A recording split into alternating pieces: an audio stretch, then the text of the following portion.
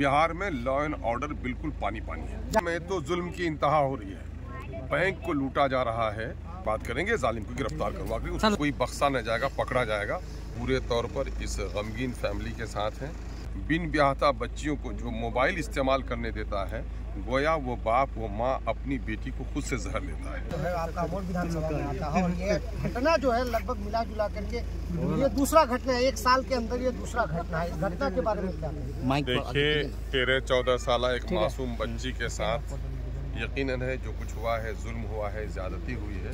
ये कोई उनकी खुदकुशी नहीं है, बल्कि शदीद अंदेशा है कि किसी ने उनके साथ गलत किया होगा और जुर्म को छुपाने के लिए उसको इस तरह की मौत के घाट उतारा है। हम उस बच्ची की मग़फ़िरत की दुआ करते हैं और पुलिस इंतज़ामिया से हमारी बार बार बात हुई है और दारोगा खुद ही इस केस के आए हैं। SDPO साहब ने कहा है कि तकनीकी तहक़ीक़ चल रही है और इस मामले में किसी किस्म के शक में नहीं पड़ना चाहिए। यकीनन है कि उस जालिम को जहां भी हो निकाला जाएगा, उसको सजा दी जाएगी। सर लगातार जो है, लेकिन मैं एक बात कहूंगा कि देखो, घर जला किसके कसूर से जला ये भी मालूम करना पड़ेगा।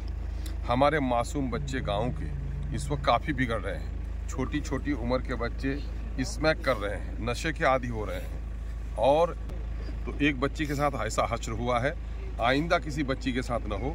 तो माँ बाप को, वालिदैन को, सोसाइटी को भी सतर्क होने की ज़रूरत है। पिछले दिनों में एक मासूम बच्ची का अभी साल भर 11 महीना हुआ, एक मासूम बच्ची के साथ भी वहशियाना सलूक हुआ है। ये मामला क्यों है? ये नौजवान बच्चों के, ये लड़कों के बिगड़ने का सबब है। जाहिर है यहाँ पर कोई बाहर से आकर ये जुर्म नहीं किया है, हमारी बस्ती पड़ोस के ही लोग हैं। पिछले दिनों में जो पकड़ा गया है बस्ती का था, तो आपने देखा कि नशे की वजह से कितना बड़ा जुर्म किया है इसने। तो फिर नशे में हमारे बच्चे न हो और किसी दूसरी बच्ची के साथ ऐसा नहीं हो। पुलिस घरों में आके पहरा नहीं कर सकती है।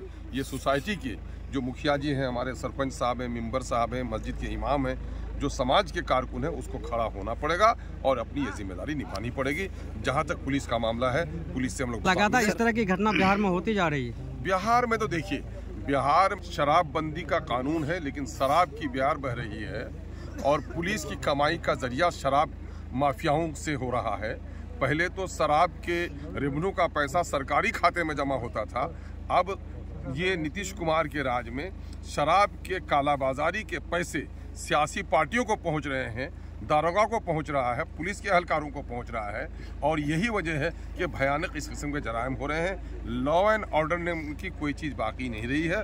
अक़लियत और दलितों के साथ बुरा सलूक हो रहा है। नीतीश कुमार कह रहे हैं अपने आपको कि प्रशासन मेरे साथ बहुत अच्छा ये रहता है, प्रशासन हमेशा स्ट्रिक्ट रहती है, कानून व्यवस्था उनके हाथ में है। हाँ, नीतीश कुमार जी जहाँ भी जाते हैं करोड़ों का खर्च कह करके पुलिस उनकी पहरेदारी कर रही है। बात सही कर रहे हैं, तो उनकी पहरेदारी तो सही हो रही है, लेकिन जिस जनता के गाढ़े खून और पसीने की कमाई से सरकार चलती है, वो जनता का बुरा हाल है। जनता का बुरा हाल है। सर, क्या इस बच्ची को मुआवजा मिलेगा सरकार की तरफ से? यकीनन मैं कह रहा हूँ, हमारे जान माल इज्जत आबरू की पहरेदारी की जिम्मेदारी सरकार की है।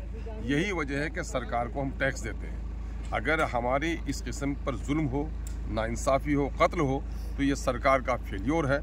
ऐसे लोगों को सरकार को मुआवजा देना। सर, क्या लड़कियां जो है लगातार इस तरह की होती जाएंगी, हादसाएं आती जाएंगी और घर वाले मुआवजा मांगते जाएंगे, क्या इसमें कुछ कार्रवाई होगी? मुआवजा तो एक बात की बात है। जी जी। सबसे पहला मामला तो ये है कि जालिम को सजा हो, इस पर पॉक्सो एक्ट लगेगा ही। तो जाहिर है कि ऐसे लोगों को सजा दिलाना हम लोगों की पहली प्राथमिकता है। लेकिन दूसरा मामला ये है कि सरकार, ये जान माल के हिफाजत की जिम्मेदारी सरकार की है।